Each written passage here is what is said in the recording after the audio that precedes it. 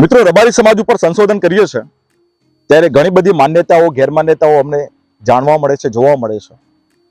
રબારી એટલે રબ સાથે યારી આ ડાયરાનો શબ્દ છે, હાકલા પડકારાનો શબ્દ છે. પરંતુ સાચી માહિતીથી આપણે વાકેફ હોવા જોઈએ.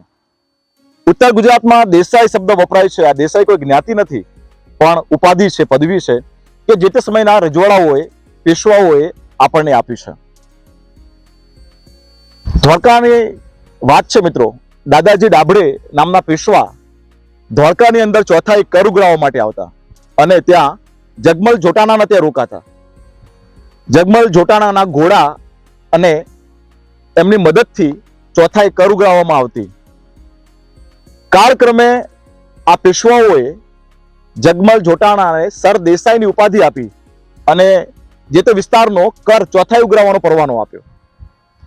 આમ કાળક્રમે જગમલ જોટાણા અને એના વંશજોએ દેસાઈ લખાવવાનું ચાલુ કર્યું. જોતજોતામાં ઉત્તર ગુજરાતની અંદર દેસાઈ શબ્દ પ્રચલિત બન્યો અને બધાએ દેસાઈ લખાવવાનું ચાલુ કર્યું.